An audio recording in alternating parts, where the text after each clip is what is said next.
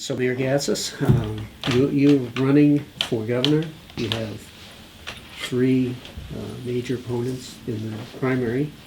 What sets you apart from the other Republicans in the race? Well, it sets me apart not only with the Republicans, but with the Democrats. I'm the only candidate in this race that has business, legislative, and executive experience. The only one. So from day one, I'm ready to lead. And I think that's what's most important. I think that when you talk about the experiences that we've had, both in the Senate, in the business world, and the executive world, it certainly sets me apart from the rest of the candidates. And I never run against anybody else. I run for the office. Done that in 24 elections. Are there policy differences, or is it just an experiential experience? No, I think there are a lot of policy differences. I think if you go onto my websites and take a look at the things that I have addressed, the opioid epidemic that we have, I talk about specifics. I think you will find that when you ask me an answer, or ask me a question, I'm going to give you a direct answer. We may not agree, but at least you know where I stand, and I think that's what's most important. That's what the voters are looking for, and that's why everybody's starting to gravitate to this campaign. Okay, so let's dive into opioids then. Sure. So I'll just start broad and let you determine this. There's often seen as many dimensions to solving the crisis, and there's recovery, there's treatment, there's enforcement. Where would you put your efforts? Where would you put most of your attention if you had to choose one area that would direct? Well, I think that obviously, as you can see what we've done in the city of Manchester, we started safe stations. I say that if you take a look at my opiate plan, I say that, and right now, it's no longer a heroin epidemic, it's a fentanyl epidemic. And anybody that gets caught dealing fentanyl should be arrested for attempted murder. And if somebody dies from the fentanyl that they've dealt, that dealer should be put away without the possibility of parole for life. I also say that between the doctor and his patient, I'm not looking to get in between them, but I say that we should reduce the days of opiate prescriptions to 7 days. Let the patient go back so that they can talk to their doctor and get help. I also say let's go to felony first. Let's get them out of the district courts and into the superior courts so that a drug dealer is not arrested on a Tuesday and back out on the street on Thursday dealing. That just doesn't make sense. We're not going to arrest our way out of this, but we need to make the penalties pretty tough. Okay, so to break some of those things down, first off, the 7-day rule. How would you ensure that it wouldn't get in the way of patient care and wouldn't get in the way of people who do need prescription opioids after something serious? Well, let me tell you, I have a little experience with pain. I passed kidney stones, and an awful lot of them. And anybody that's had them wouldn't wish them on their worst enemy. But I can tell you that I've probably, over the last 30 years, probably have taken Tylenol 600 milligrams probably 3 or 4 times. So I can tell you that I went through heart surgery 2 years ago, and when I left the hospital, I had a prescription for 90 Oxycontins. That doesn't make sense to me. And as I said, I'm not looking to get between the doctor and the patient. I'm saying that 7 days gives that patient an opportunity to get back to see the doctor. And if the doctor thinks they need more, then that's fine. But I don't think that anybody should be walking out of any hospital with 90 Oxycontins. When you talk about turning cases over from the district court to the superior court level, you're talking about cases involving dealing Correct. drugs, not. Right, and I'm not talking about, when we talk about dealers, let's be specific. I'm not talking about the addict that is selling his friend a dosage because he's got it and the other guy doesn't. That's not what I consider a dealer. I consider a dealer as somebody that's out there dealing fentanyl on a regular basis, not a user, but dealing fentanyl for the monetary purpose of getting wealthy. Okay, to go into some of the programs, the treatment programs, Safe Station being one of them, you Sure. said that you want to roll them out to different regions. What exactly do you see the state's role in that? You've mentioned resources. I think you said, your website, you said you'll provide the resources necessary for a safe station to go around the state. How much of the state's resources are involved in that, and how much of it is regional?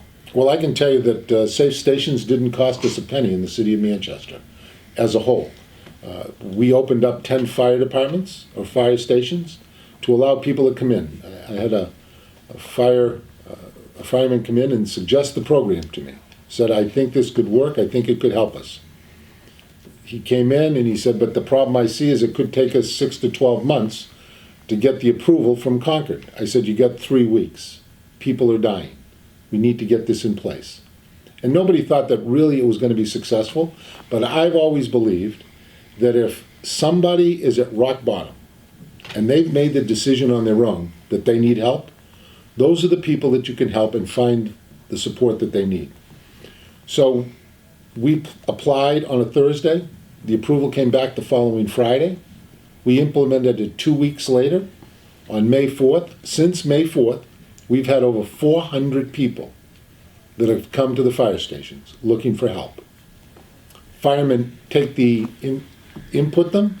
They call Hope for Recovery or Serenity Place.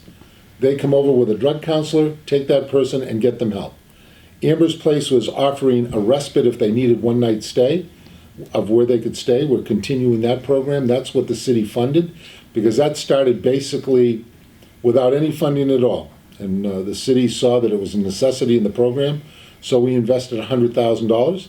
But I would hope with all the money that's been appropriated in Concord, as I met with the Drug and Alcohol Council that met in Manchester, I was hoping that they would send us a couple of $100,000 just to keep that program going.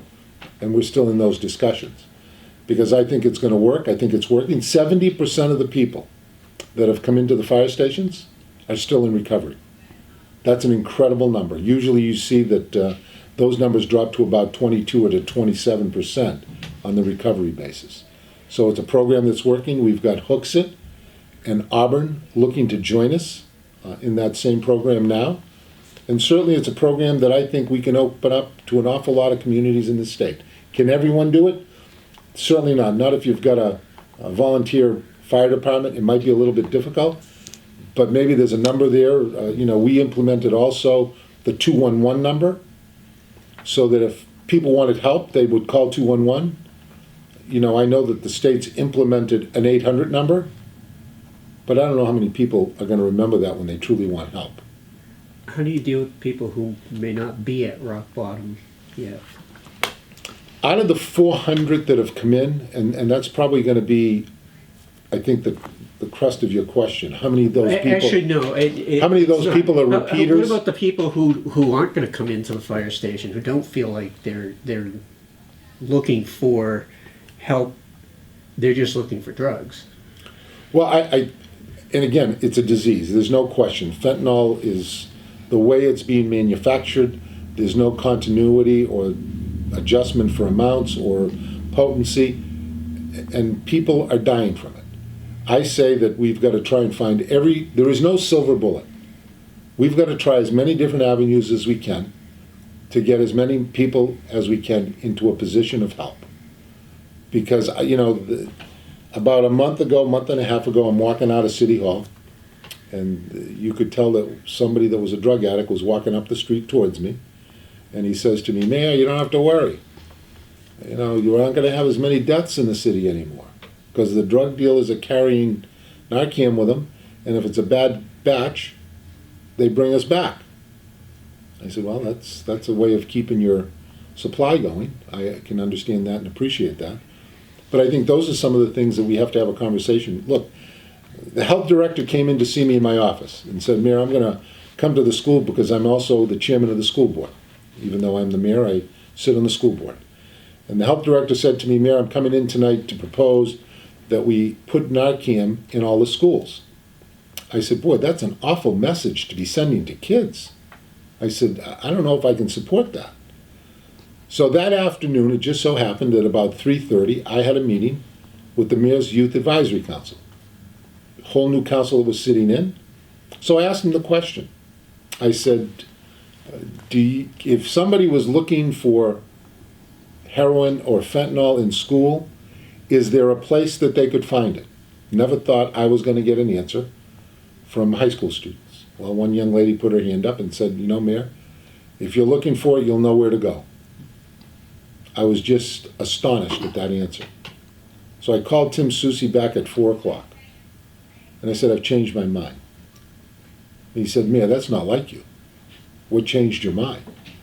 I said, when I'm hearing about kids that are in school, and if you're looking for fentanyl, you can find it. God forbid, if we ever have an overdose and a child dies because we don't have Narcan in the school, and those parents, how horrified they'd be. So if it's about saving a life, I guess I can change my mind, because that makes the most sense. So I can tell you, Not to belabor this, the whole issue with drugs, let's separate fentanyl, just pull that out, Yep. and talk more generally about drug addiction, because we know that's an issue too. To your view, has everything we do, to me, we have task force, we have focus groups, it's very forward-looking, we know we have a problem in front of us, we're trying to deal with it. To your view, as a state, have we done enough to really understand what is at the root cause of, what compels a person to stick a needle in their arm they for the don't first stick a time? needle in their arm the first time. They stick the needle in their arm after they've addicted themselves to opiates. So I can tell you that when they're on the street and they can't get that OxyContin tab for $80 because they can't afford it, somebody says to them, I've got something that's just as good and a lot cheaper. So that's when the needle starts appearing. It's not, nobody that I've talked to yet wakes up and the first thing in their mind says, I'm going to put a needle in my arm today. It's about not having that high with the prescription drugs. And again, when you talk about prescription drugs, the federal government, 4 months ago, approved OxyContins for 11-year-olds. Now, is that the message as a country we want to send? This isn't just a New Hampshire issue or a Manchester issue. It's an issue that's in Keene. It's an issue that's in this country. 47,000 people died in 2014 by opiate overdoses. 47,000. I mean, that's an incredible number when you're talking. I mean, here we are appropriating $9 billion for Zika. A lot of money. I understand that it's something that's not good for pregnant women. I can appreciate that. But 47,000 deaths in this country by opiate overdoses. We need to get this under control, because I'll bet in 2015, when they come out with their numbers, it's going to be over 60,000 people. Now, is there a cure? No. Vivitrol is probably the best drug that you can have to get you off of heroin quicker than anything else, or the opiates. Because it's a mindset drug. It's $1,000. You'd have to take it for 3 months to make sure that you have the right mindset going forward. And again, I talked to some of the manufacturers that manufacture Vivitrol, and I thought I had them with a deal that they'd come to the state of New Hampshire, or at least Manchester, and give it to us at a discounted price. But then the word got out that I was talking to them, and they didn't think it was a good idea, because everybody would be calling for a discounted price. So I think that that's something that we have to look at, and how do we do it? And look, the drug manufacturers have to be in this discussion with us. This didn't just happen. I mean, it's not like any city or state manufactured the drugs that have these people in these positions that they're in.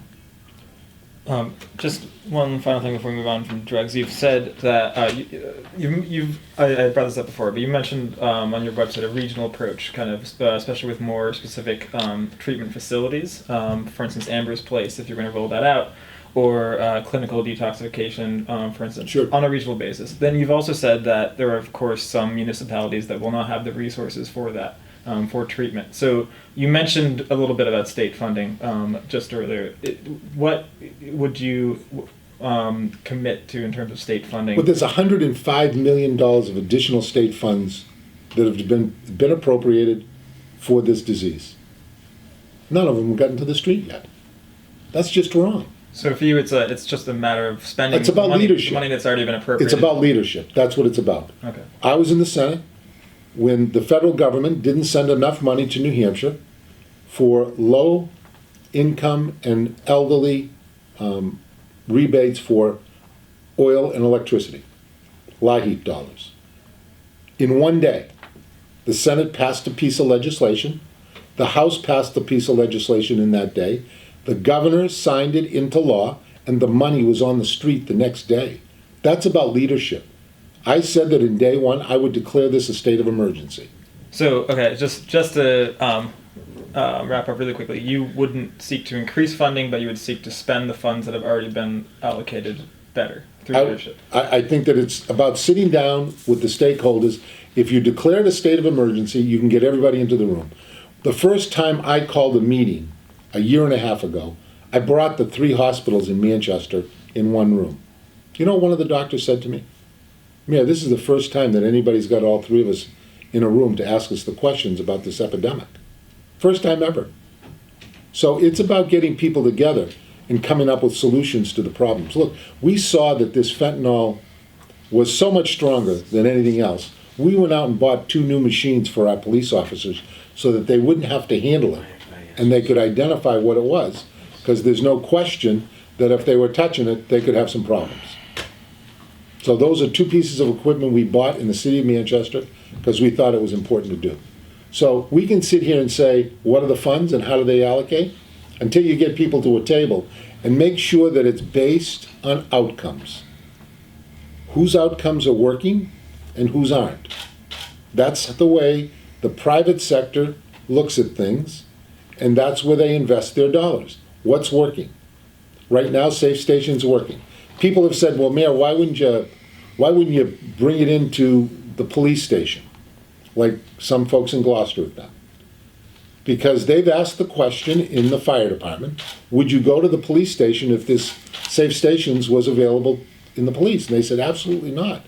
And the chief of police said to me, Mayor, you asked me to uphold the laws of this state and of the ordinance of this city. And somebody is coming in to drop off drugs, and you think I should just give them a pass. I said, I agree with you. I don't think that that's what should be happening. You should be enforcing the law. I agree with you. So that's why we're going to the fire stations. And the folks at the fire stations ask the question, would you go to the police station? I'd say 95% of the people say no. So that's why this is so successful. Who are the first people that are responding to these folks on the street? The firemen. So they understand that they're there to help them. Look, it's not a secret. You know, in the city of Manchester, I get a call from a young lady on a Saturday night. I'm home with my wife. Girl calls me and says, Mayor, I don't know what to do. My brother's downstairs with 3 needles and a spoon, bent spoon, doing heroin. She said, I don't know what to do. I said, well, let me see if I can't come over and help you. Got in my car, I drove to her house. It was 7:30. Put her brother in my car and took him down to Hope for Recovery to see if we couldn't get him some help. So I understand what it is. I've seen it. I see it every day.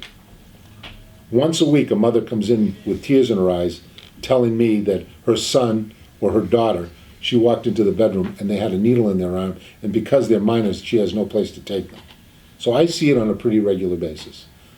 The worst experience I ever had as an elected official is the day I went into the NICU unit when they had 3 newborns that were addicted and watched the nurses rock them and rock them and rock them so that they would stop crying. That had a pretty big impact on me.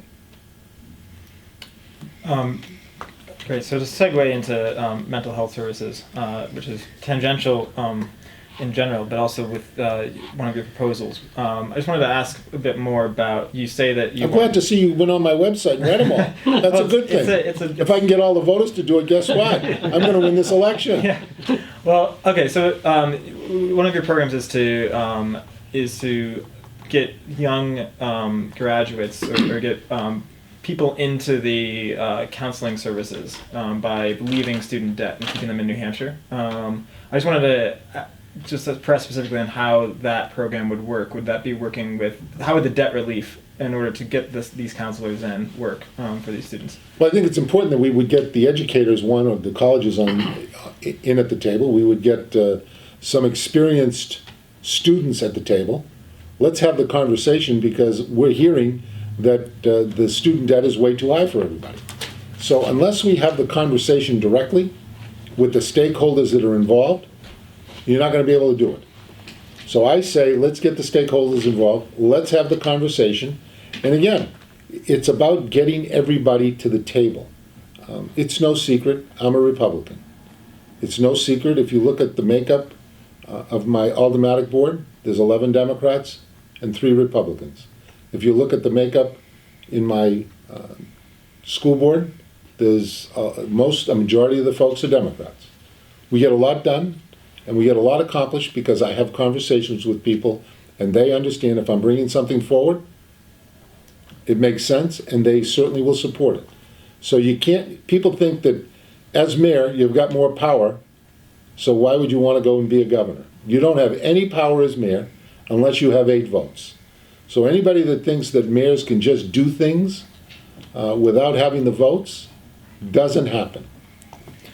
Right. Okay. So, but just specifically on the mental health. So you would focus this debt relief program on the specific profession. If I'm reading your policy right, is that what it sort of would be?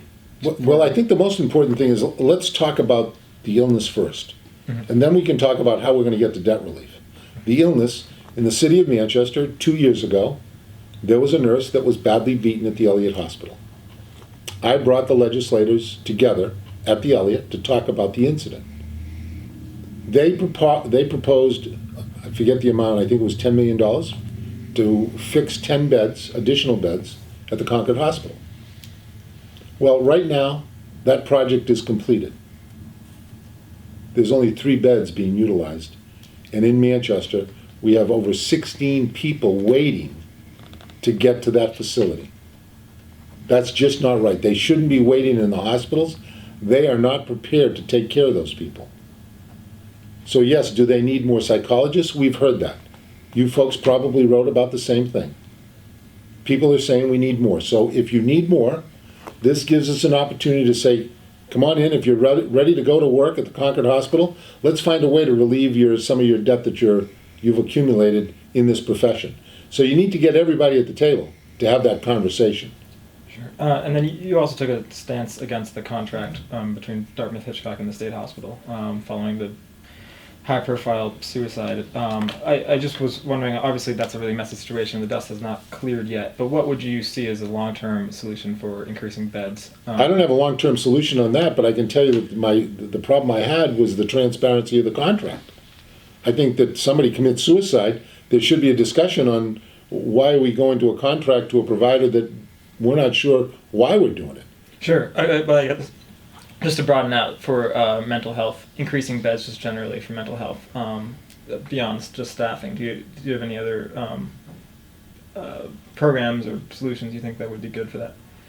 I would leave solutions up to the folks that are in the industry and bring them forward as they talk to me about them. I'm somebody that likes to get educated on a subject matter rather than just delving in and saying, here's my thoughts, here's my solutions. That doesn't work. Let's get everybody to the table, let's have the conversation, and then I can tell you what my position is on something. Okay. Let's talk a little bit about education. You say you want to expand and protect local control over education. The way education, public education in New Hampshire is funded is through local taxes. A community that has fewer resources economically, you could certainly argue, would not be able to provide as good an education as a community like Bedford or Dover that has more. Is that fair? Is there a way to fairly equalize that? Let me give you my complete breakdown on education so that you know where I stand. I believe, number one, we should have a constitutional amendment to take the courts out of this discussion once and for all. I proposed that with Senator Foster back when I was in the Senate. We were 1 vote short from getting it done, and it's based on need. That's the clearest and most understandable way to deliver dollars that the state has. And once you do that, you're right. Some of those other communities that are claiming that they should be getting funding today, like Wyndham, probably have the equalized evaluation per child to take care of it on their own. And communities like Newport and Claremont and Pittsfield, who don't, they run into that problem. And that's where the clear need is, and that's where we should be funding it. So a constitutional amendment We'll take the courts out of it once and for all. If somebody would have told me when I left in 2009 that we would have been back in court less than 7 years, I'd have said, no way. But here I am in Manchester, and I see that they changed the formula since I left for the stabilization grants. So the numbers are always changing. And that's the worst thing you can do to local communities. The other thing I've been very clear about, and I've said publicly, and I've said it in my plans, that I would veto any budget that downshifts to local communities. So the downshifting is obviously retirement is what everybody's talking about now.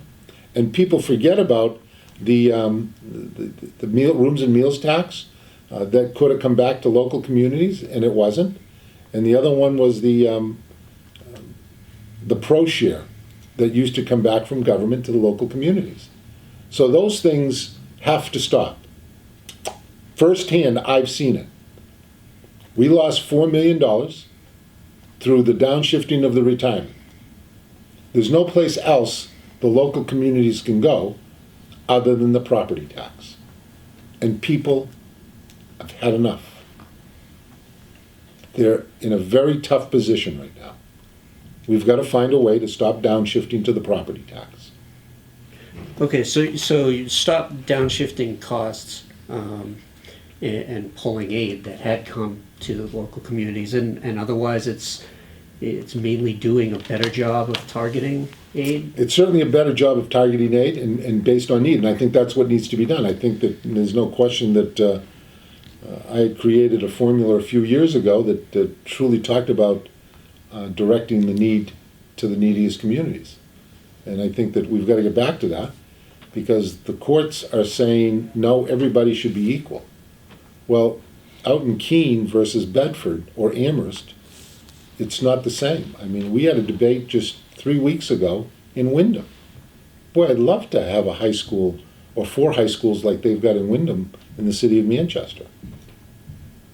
Not possible. Just so I fully understand this, you're suggesting that the current level of state aid to education is adequate in the aggregate, Yes. and you would oppose a budget that sought to reduce that, but you would like the ability to target it better. Yes. Yes. Thanks. Obviously, we have the number of students in this state is going down. Population is going down. So should it be adjusted in a way that talks about the population? Sure it should. As you seek to strengthen local control, you also say that you want to further expand STEAM education, science, technology, arts, math. Boy, he's got it. So- STEAM. Everybody else calls it STEM. He read my paper too. So, how do you exert that on pressure to move toward those areas while still allowing the local control? Well, I think that's a great question. I could tell you that, let's talk about 3 programs that we've instituted in the city of Manchester.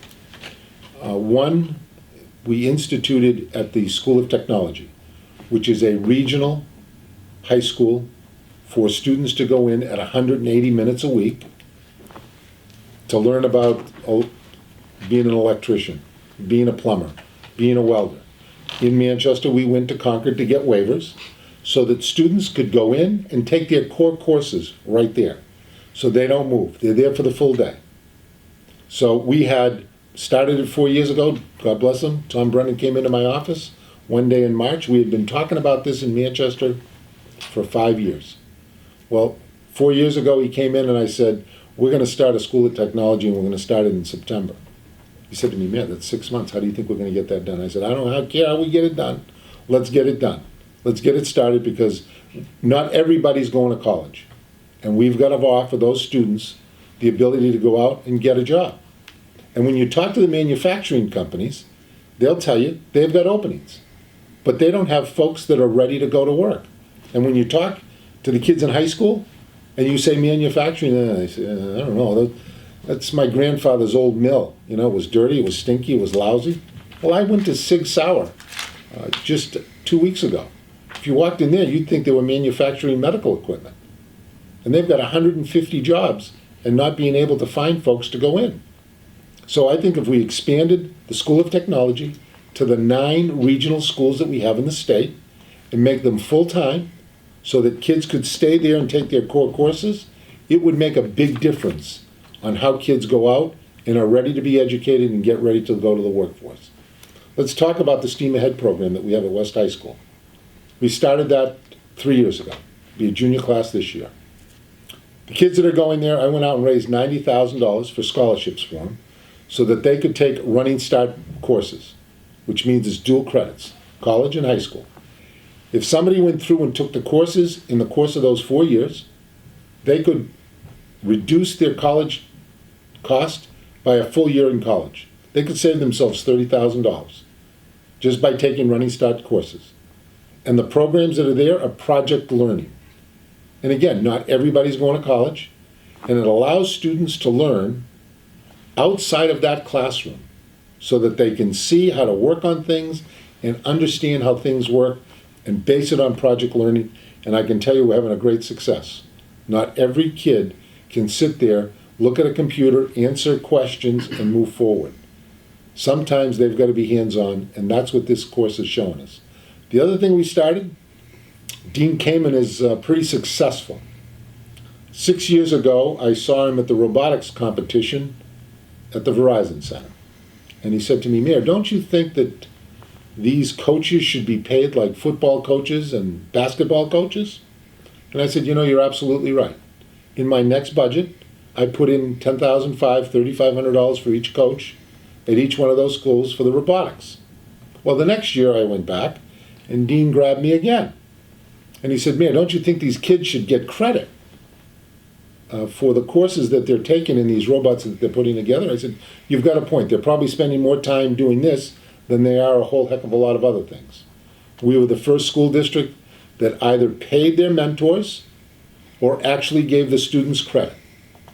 So I think that we should look at all high schools and make this available throughout the entire state for students to participate. Well, the next year, it was my turn. So Dean was there, and I said, you can't ask me for anything this year. I got an ask for you. And he says, what's that ask, Mayor? I said, the C Science Center, which is in a building that you own and something that you promote, because the first robotics all-stars are right there. I said, I'd like to have you have every 4th grader be able to go to the Sea Science Museum at no cost and pay for their busing. And he says, well, how many is that? I said, it's 1,100, so that they get to go in at no cost and you'll provide the busing. He said, I think we can do that. I said, but I'm not done. I said, I'd like you to put into every one of the 14 elementary schools, 6, each 4th grade would get 6 of your Lego robot competition so that they could play, and I'll make sure when they're putting their robots together that it's 90 minutes during the school day, during the week. 1 day a week, they'll have 90 minutes to work on that, not after school. He says, well, why don't you want to do it after school? I said, because not every kid can stay after school to participate. And I want to make sure every child has an opportunity to do it. So for 90 minutes, every single week, they put their robots together. That was a $420,000 cost I got him to agree to. And he came in and he put it in place. So I can tell you that if you go to the 4th graders now, or go to the 3rd graders better, and tell them next year, first junior robotics is not going to be available, you might not leave the school. The 5th graders had the problem because what are we going to do this year? And now we've started incorporating 5th graders so that they could get the older equipment and put it in place, even though that the 4th graders are doing it. So I can tell you that the engineers that have been created out of this program at a young age, they will tell you, I go in on a regular basis when they're doing their projects. And to watch one kid maneuver the robot and the other one to work on it on his computer, I say, what have you learned today in this project? And every one of them talk about teamwork. That we work together to put the robot together. The programming is here. Somebody's better at programming than the mechanicals.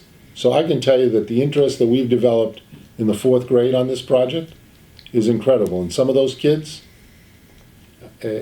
would not have an opportunity to ever participate in any kind of education like that. So at some point, the STEAM program students are going to want to go to college. Yes. We know the exorbitant tuition rates in this state. Under your leadership, what might that look like in 5 or 6 or 7 years for these students? Are there legislative remedies that you imagine? You got me around for at least 7 years. That's good. That's 3 Yeah, re-elections. it's a two-term government. So let's talk about it, because again, sometimes Dean came and throws out ideas. He threw one out about this, and I've been talking about it. What he said was, Mayor, maybe what you need to do is find companies that will tell students that they'll hire them once they've graduated, and tell colleges that you got to let the student go for nothing, and they're going to contribute 10% of their pay for the next 10 years to that university to repay their indebtedness for college. And I said, well, that certainly sounds like something we can talk about. I said, I don't know if that's the numbers that universities would accept, and I don't think you can say it, geez, you've got a freshman class of 10,000 and all 10,000 kids are coming for nothing.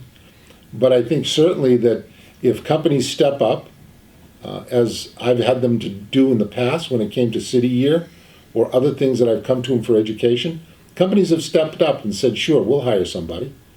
So I think that may be a discussion we can have, because that reduces costs not only to the student's loan position, but it certainly gives universities an opportunity to say, yeah, okay, we're going to try this. So, Go ahead. sorry, so you can do that with, maybe with tech companies that are looking for these kids who started in the 4th grade learning robotics and are, Sure. going to be really great employees. But in other fields, how difficult would that be? We talked about the need for mental health workers. Nursing. Why would that be any different from nursing? So you would go to hospitals. I would go to hospitals and say, if you guarantee somebody a job when they come out, and that person guarantees that they're going to pay X amount back to that university for their education, I think that certainly gives everybody an opportunity. Now, is that the silver bullet? No, but it's certainly an idea. And it should be something that's sat down, talked about, and see if it makes sense. Somebody might come up with something that says, you're all crazy, it doesn't work because of this reason. I can't give you that answer. But on the surface, it certainly gives you something to talk about and to think about. Okay, so I want to talk about energy. Obviously, rates are very high, and this is a problem across the board. Businesses and for ratepayers, what do you think needs to be done, given that we're in a regional grid? What do you think needs to be done in terms of negotiation? You've said that you want to make sure that New Hampshire's not a donor state to other states. How does that look? Well, if you take a look at how the power travels, everything comes out of Maine, comes out of a lot of different places and travels through New Hampshire and goes into a grid. And none of that stays right here to reduce our energy costs. We should have learned from 2000 when we sold Seabrook. If we'd have kept 20% of the power in this state, we wouldn't have the high energy rates that we have today. So I say, if the Hydro-Quebec Northern Pass deal is going to happen, 30% of the power should stay here in New Hampshire. Now you're going to hear from people that say, well, Mayor, where did you come up with that number? Well, I've already seen that Eversource has offered 10%. Now, I don't know, sometimes I look at it and say maybe my number at 30 was too low. I should have probably started higher so I could negotiate with them a little better. So if they've already offered 10, I think we're within the realm of 30. And that, I've said to Eversource, that has to appear on people's bills so they see the credit, not meshed in with everything else. Show me the credit that the 30% is providing for the ratepayers so it reduce costs. Just a little technical on that. Sure. So that 10% thing came from the power purchase agreement, Correct. right? Which has already been kind of not very transparent right now, which is something that you stood against. So if that much of the 10% is not, the contract and the details there are not transparent, how would you as a governor seek to wade into that conflict, and how would you hold their feet to the fire kind of and get substantive Geez, I details? never thought you'd ask me that question.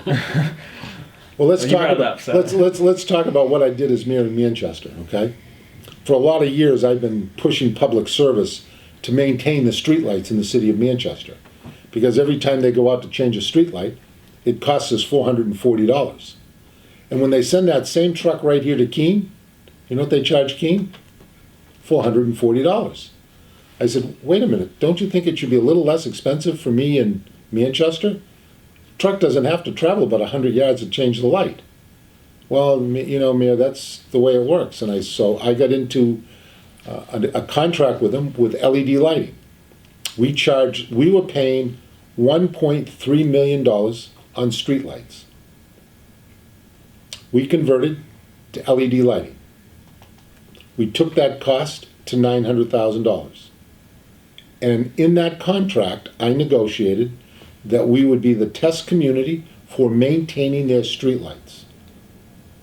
So I can tell you that when I went to Concord, when they were doing a rate case on LED lighting, I don't have to tell you, rate cases in Concord take forever. This was the fastest rate case I've ever seen move through the PUC. And when the chairman saw me, they said, Mayor, what are you doing here? I said, I'm trying to slow you down a little bit so I can have conversation with public service so that we can negotiate a contract that makes a little bit of sense. So we did that, and we slowed it down. And now what's happening across the state? Communities are converting to LED lighting and saving dollars. So I can tell you that leadership is all about being able to put yourself in a position so that people understand. Now, I negotiated that contract 2 weeks after I came out of the hospital after heart surgery. And the folks at Eversource said, Mayor, don't you think you should not be on the phone with us this much, seeing that you just had bypass surgery? I said, no, I'm fine. Let's get this done. So I negotiated with them, and I can tell you that anytime a community calls me for help, I certainly will tell them where I think the hot buttons are of where they can get. We picked up a $400,000 rebate. Now, if you ask me some of my shortcomings as mayor, I will tell you that I couldn't convince the alderman to put the smart controls on the lights. It was an additional $80,000 in cost. And what those smart controls do, they actually measure the amount of electricity that you're using in those lights, and it sends it back to the public utilities. It also tells you when a street light is burnt out at Public Works. So you know when to go out and replace the light because it's burnt out. Now, I negotiated in the contract 10-year guarantees on the lights. So somebody's got to go out and replace that light for the next 10 years. But nobody knows what light is out until some of the folks call the mayor's office and say, Mayor, the light on the corner of Elm and Blodgett is burnt out. So now I've got to pick up the phone, or my secretary has to pick up the phone, or my administrator, and call Public Works and say, the light on Elm and Blodgett is burnt out, you need to go down and replace it. That was a shortcoming. I just want to take a step back a minute, because I want to make sure that I understand. When you talk about keeping power in New Hampshire that's either coming through, as in the case of Northern Pass, or generated here in New Hampshire, we're on a regional grid. Yep. So logistically, the power right now is not, it's going to everyone in New England. It is. So are you talking about physically keeping the power I'm here, talking or are about you the talking power about that's being- accounting wise? There you go. I'm saying if the power goes in at 6 cents, and if credits. the power goes in at 6 cents, and that power contract says that the purchase price is $0.015, then that 4.5 cents should be the credit that everybody sees on their bill. Okay, so it's just It reduces, it's basically an accounting difference so that people actually see the discounts. okay. So it's similar to net metering, where people putting their power. Yeah, that back they into resell, the that they resell grid. their power at a retail price instead of wholesale. I agree with you. Okay. So the rest of us pay for that wholesale retail price. Where do you stand on renewable energy? And yeah, I guess let's just start with that. Sure. I can tell you that long before it was a exciting thing to talk about, when I was in the Senate, I tried to get $5 million out of Reggie dollars to put up on the landfill in Manchester with public service. But because it was public service asking in the city of Manchester, people in Concord didn't like that idea. So we have 84 acres that's in a great spot. that you can do some solar panels very easily. We had a group that came in, and because they were offering only $25,000 to the city, I didn't think that was enough to tie up 84 acres. I said to them, I want to be your partner. You pick up ITC credits, and those are worth probably $400,000 or $500,000. I think you should give us some of those dollars back as a community. So I'm looking for the right public-private partnerships that we can do throughout the state, and it makes sense. Do I think we should be divesting ourselves of the plants that right now are held by Eversource? No. If you talk about back in 2000, if anybody would have told me when I was elected a senator that you'd be talking about energy, I would have told them they were crazy. Back then, when we were hearing about California having blackouts and brownouts, and people used to ask the question, why doesn't that happen here? Because we had such diversification of energy. We had coal, we had hydro, we had nuclear. Everything was working on its own. Now we're going to go and say, we don't have any of that. We're divesting, and we had to put in $460 million for scrubbers in the Bow plant. And the ratepayers are still paying for it. That's not right. That's just wrong. At some point, you know, companies have to start taking responsibility for some of their actions. Not just ratepayers, because when you can drop it to a ratepayer, and you don't have any other place to go, you can sit here and say, we buy on the spot market every 5 minutes. Well, that's fine, but guess what? If you take a look at your transmission and your delivery charges, that's where the bulk of it is made up. My 90-year-old mother called me in 6 months ago. Says, you got to come see me. I said, what do you need, Mom? I said, you got to come and see me. I said, okay. I went over. She had a bill from February 2016, an electric bill, and a bill from February 2010. Tell me why I'm paying $50 more a month when I'm using the exact same amount of kilowatts. Why? Because the transmission and delivery charges had grown $50 more a month higher than what they were in the other bill. So the energy costs are not only affecting businesses, because they will tell you that's the second biggest problem they have, but it's also affecting folks on fixed incomes and low income people. Just to clarify though, on renewable energy, was that a yes on expansion, or what was your? Yeah, but we shouldn't be net metering, because what happens is the rest of us pick up the difference in cost. You know, if somebody wants to net meter on a wholesale basis, that's fine. But it shouldn't be on a retail basis that we're buying back electricity. It's kind of like what we did with the wood burners many years ago. We were forcing public service to pay them 20 cents a kilowatt to buy the wood energy. Well, where else was it going to go other than to the consumers when they had to net it out? Not that the NRC would probably give you much say, but you mentioned Seabrook earlier and diversifying energy. Would you be receptive to new nuclear in New Hampshire? I certainly would consider it. I'd look at it. You know, they're building nuclear plants all over Europe.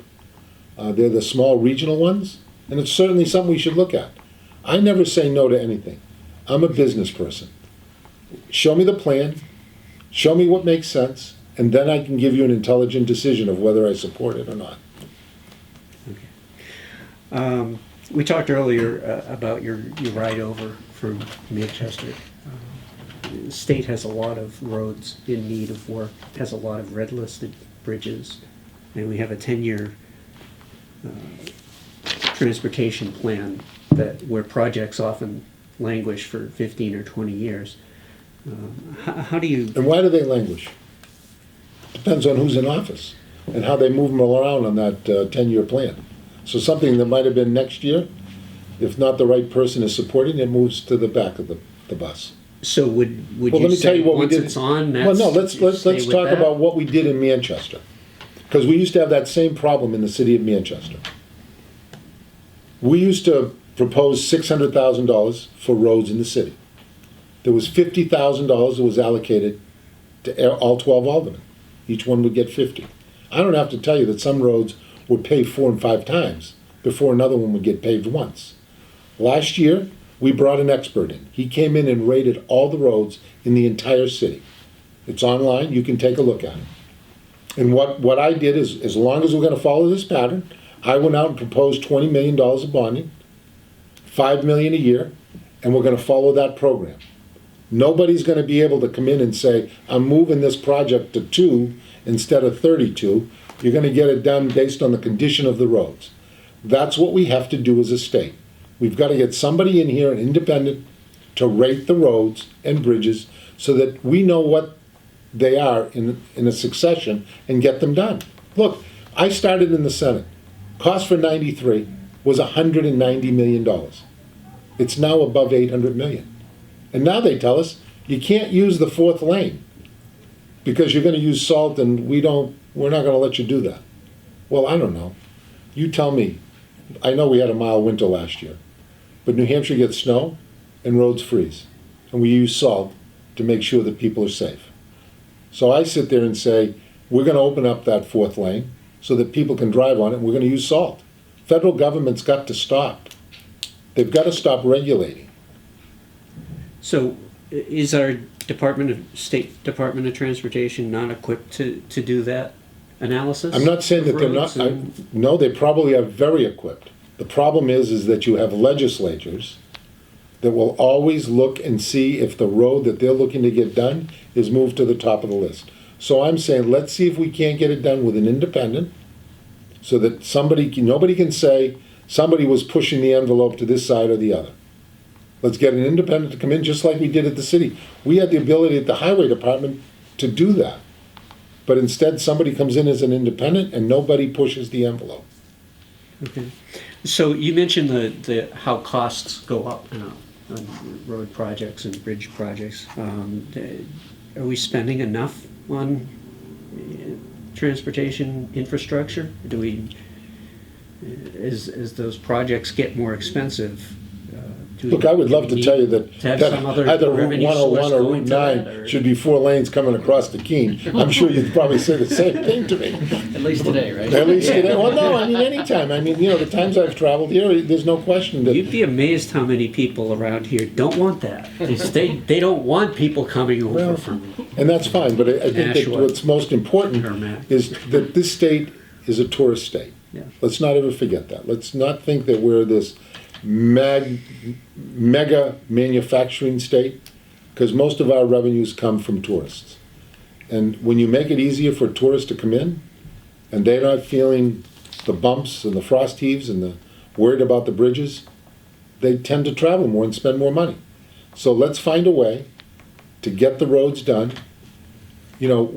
Somehow there's got to be other things that we can do, that we can think about outside the box.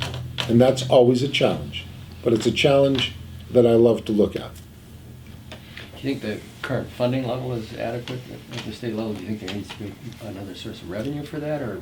No, but let's talk, because I want to say it was maybe in 2008 or 2007. There was this idea that we were going to sell 1 mile of Turnpike Road for $125 million from the Portsmouth Bridge to the toll booth and create $125 million in revenue. Well, I don't know. I think that's kind of like taking money out of your left pocket, putting it into your right pocket, but then having your left hand reach into your right pocket to spend it on things. I looked at it, and I can tell you that I put up a fierce battle in the Senate, saying this makes no sense. You're going to go through that money based on what your history's been on how you spend and where it's coming back into the general fund. And within 7 years, it's gone. And where did most of it go? Back into the general fund. And that's what we have to stop. We have to look at things in an appropriate basis to how we're going to spend dollars and to make sure we stick to those spending plans. Really quickly, there's been a lot of talk this election cycle about decriminalization or legalization of marijuana. I just wanted, what was your position on both of those? What was the 20 minutes that we talked about in the beginning of this interview? opioids. Do we have a crisis? No, we should not. We should absolutely not decriminalize marijuana or look to do anything else with it at this time. Absolutely, unequivocally not.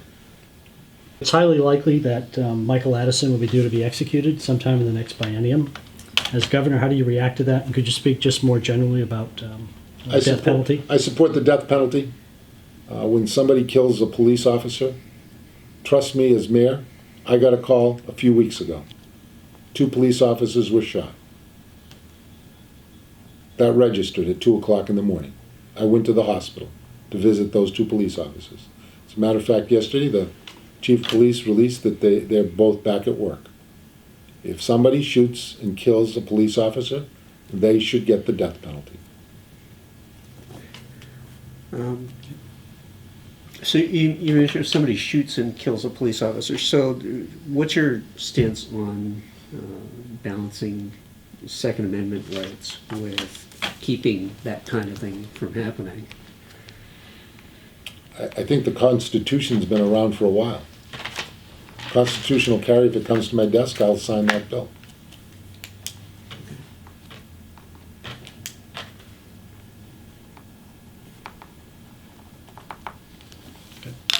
Talked a little bit about initiatives and efforts and importance of keeping young workers in this state. Anything more specifically regarding creative ways in which that might be done, knowing the importance of it? Well, you know,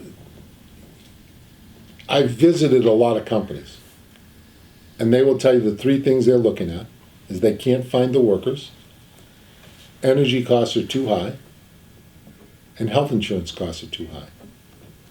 So until you can get those 3 things, you know, people think that you can just go drag companies out of whatever state and bring them across the line. Well, you know, the days of folks not looking at what costs are changed. I mean, people sit there and when they make a decision that they're going to move their company, they look to see where are the lowest energy costs, where is the lowest health insurance cost, and where's there a workforce that we can hire. And right now, the state of New Hampshire is not poised for any of those 3. So I've given you one way that I think we can reduce energy costs. I've talked about healthcare costs. You know, the city of Manchester has done some novel things. We've reduced our workers' comp by 30% by sending letters to our folks that work on our employees, and told them we're not going to pay you 20% of whatever the bill is, so you better reduce your bills by 20%. We've been successful at it. Those numbers have gone down. I, as the mayor, 5 years ago, tried to negotiate with the hospitals in the city of Manchester. But I was told by Anthem I couldn't do it because they're entitled to the lowest discount of anybody that's out there. So 2 years went by and I told Anthem that I wanted in my contract the ability to negotiate with hospitals. They weren't happy about it, but they put it in. So now I can go to a hospital, and I've done this, and negotiated with them to get a 3% discount on our claims at the 2 hospitals. Probably going to save us somewhere between $1.5 and $1.8 million between schools in the city. But we have to start having people operate like consumers. We've instituted an HSA plan in the city of Manchester so that employees can go and find the low-cost provider, save themselves some money, roll over those retirement plan or the health savings accounts into retirement plans. They're better than a 401k. You can put another $1,800 in them tax-free, and it gives you the ability. We have 28,000 employees in the state of New Hampshire, and we don't have an HSA. We don't even have an opt-out plan. That if you want to opt out of your employer's health plan and go on to your spouse's, we pay you $4,000 in the city to do that. They don't have that plan at UNH, at the state. So I can tell you that there are things that can be looked at on how do you reduce costs. Those are things that can be looked at. 28,000 gives you an awful big base of employees to negotiate with. Beyond that, though, in terms of just retaining these young workers, who in the state is looking out for pairing up those educational programs with business needs. Because that's what I hear. We do an annual business publication, and there's a woodworking company in town that was so proud to have somebody operating CAD software, and this person was a graduate of Keene State College, one position, but they weren't hopeful that they were going to get much more than that. Well, as I've said to manufacturing companies when I've gone to visit, and I think I said this in the beginning, that most kids today think manufacturing is that dirty old stinky mill. And I said, you can't go in and talk to them in their classrooms. You've got to bring them out to the facility. They have to see what you're doing. They have to feel comfortable that that's something they want to do. And if you show them, it'll pique their interest, bring them in as interns during the summer, and you will get them to come back as employees later. But we don't do enough showcasing within our companies that we have. Velcro has been doing that marvelously in Manchester. They've been going, take a look at the School of Technology that we've converted, and they're talking to kids there. And they're bringing them in. Velcro used to have 4 generations of families working at Velcro. And now, because the younger generation is not looking at manufacturing, that's gone down to probably 2 or 1. But now they're back talking to those students at the School of Technology. And that's what we have to have. We have to have those kids having conversations. And we've got to start in the younger ages, like we did with Junior STEAM Ahead, to get them to understand what's available out there. Look, we started with the SAT testing this year as a state, and there were kids that took that test that came to me afterwards and said, you know, Mayor, I think I'm going to go to college. But if I was never going to take the SAT test, I didn't think, 1, I could afford it, and 2, I didn't think I was ready to take any of those classes in college. But now that I've taken the test, I know I can do the work. I'm going to go to college. Yeah, I want to touch on healthcare for a moment. You want to replace the state's expanded Medicaid plan with, you say, a more New Hampshire specific solution. Sure. What does that mean exactly? New Hampshire's a unique state. We always, do a lot of great things first and better than others. But, right now with this plan, we say that we took $35 million from hospitals and insurance companies to offset the loss of funds that we had. Well, if anybody thinks that insurance companies or hospitals just send out $35 million and not look to do a chargeback, I say people don't understand how they operate. And I say that, look, if to take 46,000 people off the rolls, what's going to happen? They're going to be going to the emergency rooms, and our costs are going to go up. I mean our costs. So let's find some solutions that make sense. New Hampshire solutions. I've looked at 3 or 4 different plans that they have in different states. The state of Ohio has a plan that says if the patient goes to the low-cost provider, that low-cost provider gets reimbursed. Kind of something that we started in Manchester 4 years ago with a company called Compass, that if you as an employee went out and shopped on a colonoscopy that was $1,700, same doctor at an outpatient clinic, and if the same doctor did it in the hospital, it was $7,000. If you went to the low-cost provider at the clinic, you'd get a check back from the city for $150. So it made sense that you as the consumer was going to shop. That's what we have to do today. People have to have skin in the game to reduce healthcare costs. Must have skin in the game. And if you do that and you reimburse, those are things that make sense. So you look at different plans, and how do you put them into the New Hampshire plan that makes sense? Another plan that they use in Ohio is called the Eliminate the Box. And what they do is for somebody that's been a felon with drugs, they've eliminated the box to check as a felon, so that at least somebody will give you an interview. Not that the interviewer can't ask if you've been a felon, but they've taken that box off the application to at least give the person an opportunity to get in and get an interview. Those are some of the things that I can tell you that when I was advocating for drug court in Manchester, I had 10 businesses ready to hire folks that were in the drug court plan and ready to go to work. That was the biggest thing I saw when I visited drug courts. that there weren't jobs for those folks out there. So I roll up my sleeves and I go to work. And I try and explore every single option that we have to get an answer that makes sense.